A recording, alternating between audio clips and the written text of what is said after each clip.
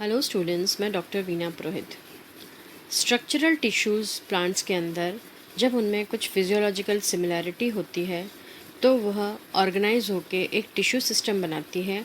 और in tissue system का कार्य जो होता है वो डिवीजन ऑफ लेबर है, यानी कि हर टिश्यू जो है किसी न किसी कार्य के लिए रिस्पॉन्सिबल होती है।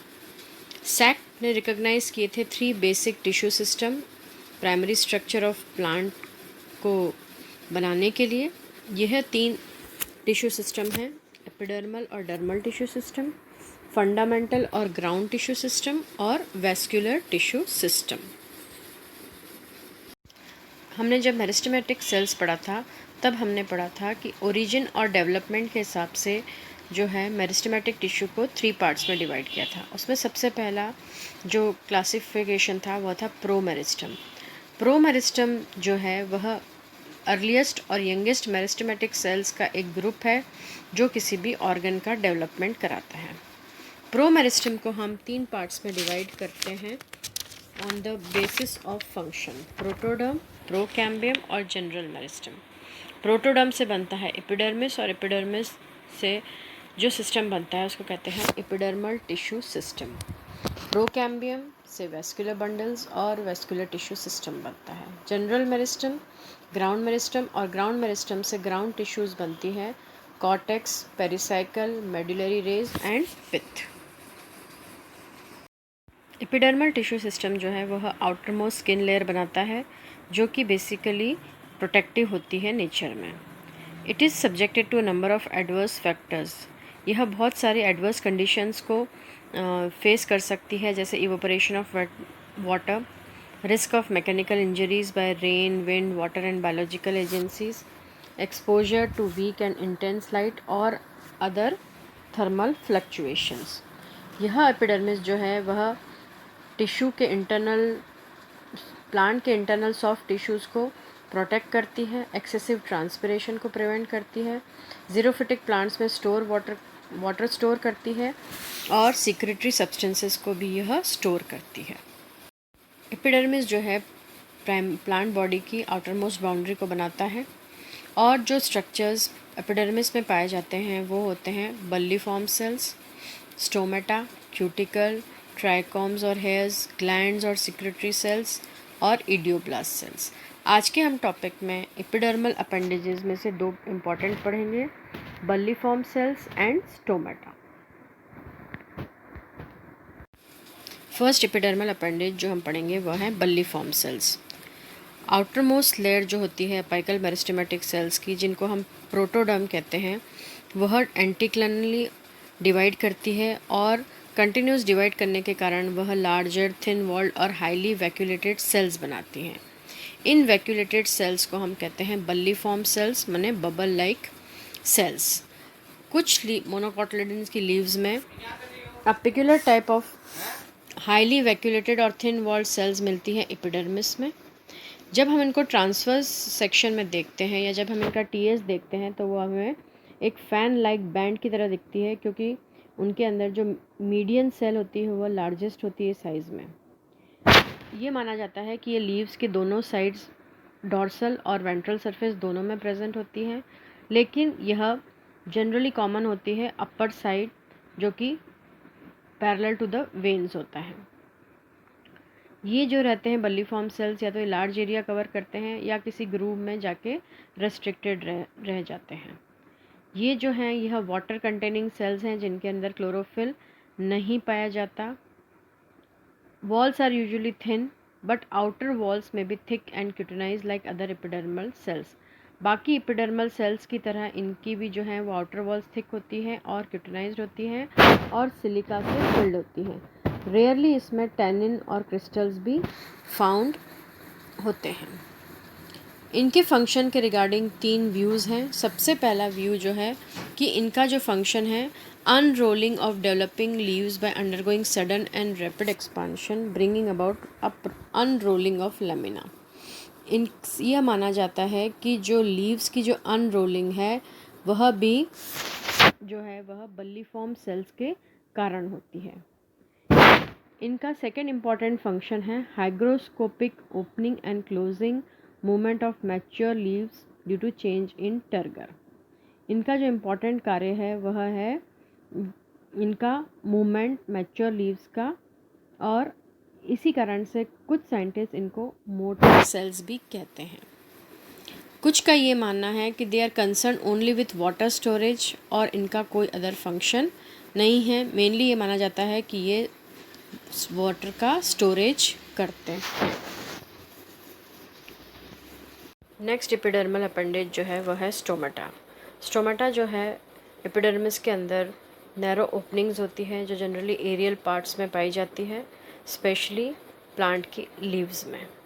स्टोमेटा जो है एक के अंदर एक स्मॉल पोर प्रेजेंट होता है जिसका मेन फंक्शन होता है gaseous exchange and transpiration. Transpiration मतलब loss of water from the aerial parts of the plant in the form of vapour. जब भी प्लांट के अंदर जो एक्स्ट्रा पानी रहता है वह वाष्प के रूप में जब निकल जाता है तो उसे हम कहते हैं ट्रांसपिरेशन, और ये ट्रांसपिरेशन जो है स्टोमेटा के द्वारा कैरी आउट किया जाता है। स्टोमेटा जो है वो 3 पार्ट्स से बना होता है, pore, guard cells and subsidiary cells. Pore सबसे जो सेंट्रल पार्ट है स्टोमेटा का वो कहलाता है पोर। यह जो रीफ में प्रेजेंट रहता है और यह गैशियस एक्सचेंज का कार्य करता है। ट्रांसपिरेशन भी इसी पोर के द्वारा कैरी आउट होता है।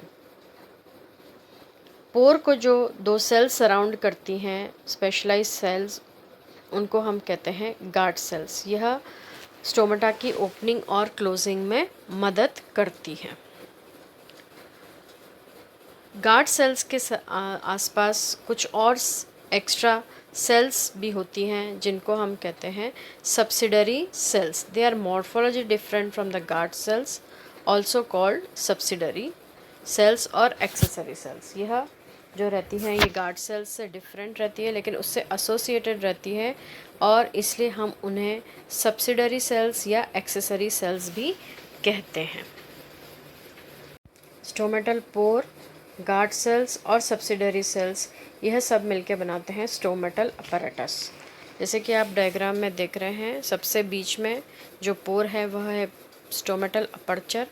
उसके साइड्स में 2 जो सेल्स हैं वह हैं गार्ड सेल्स, और गार्ड सेल्स को जो सराउंड करती हैं वो हैं सब्सिडरी सेल्स या एपिडर्मल सेल्स, और गार्ड सेल्स के अंदर ही हमें मिलते हैं क्लोरोप्लास्ट। गार्ड सेल्स ही हैं जो स्टोमेटा का ओपनिंग और क्लोजिंग कराती है। जनरली ये माना जाता है कि जो open stomata happen at day time and close stomata happens at night time, यानी कि प्लांट्स के अंदर जो है स्टोमेटा जो रहते हैं वो दिन में ओपन रहते हैं और रात के टाइम जो रहते हैं वो क्लोज हो जाते हैं।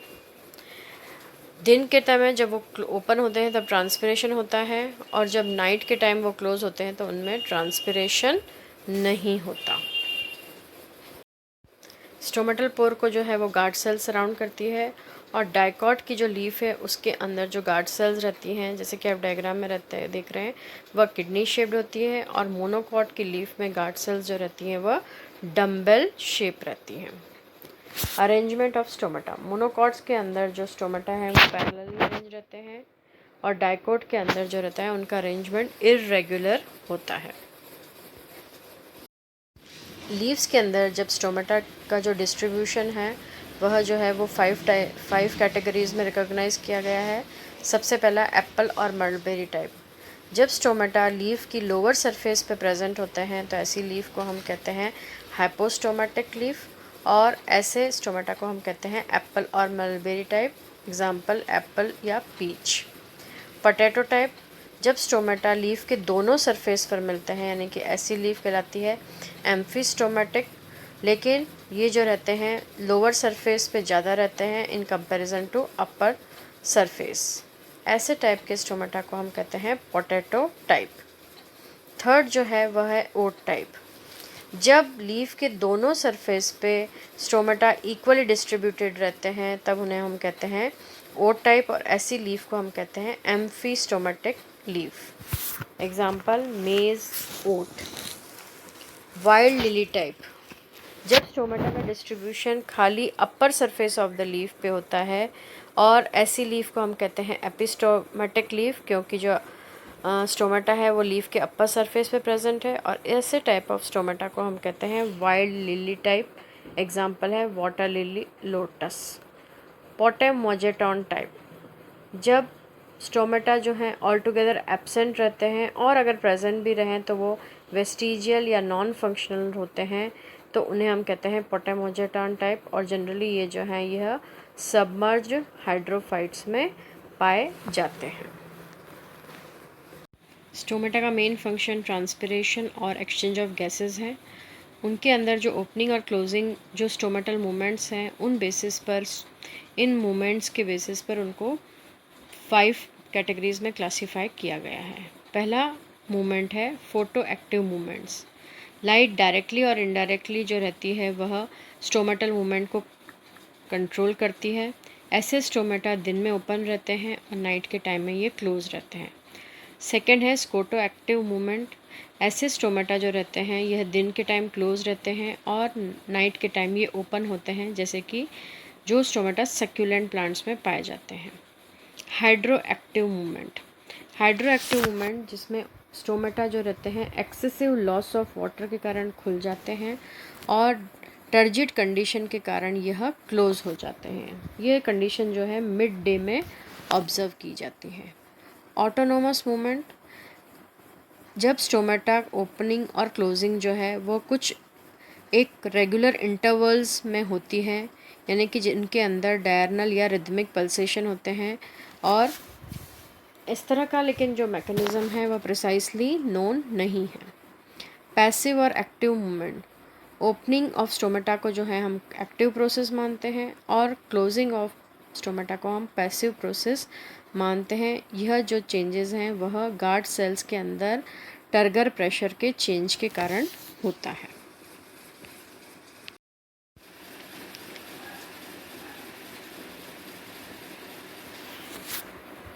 फ्लोरीन और उसके वर्कर्स ने 2 टाइप्स ऑफ स्टोमेटा को रिकॉग्नाइज किया था on the basis of ontogeny, haplocheilic type and syndetocheilic type. जब गार्ड सेल्स जो हैं एक स्टोमेटल इनिशियल से सिंगल डिवीजन के कारण अराइज होती है और उसके आसपास की जो नेबरिंग सेल्स है वह सब्सिडरी सेल्स बनाती हैं, तो ऐसे ओरिजिन ऑफ स्टोमेटा को हम कहेंगे हैप्लोचेलिक टाइप।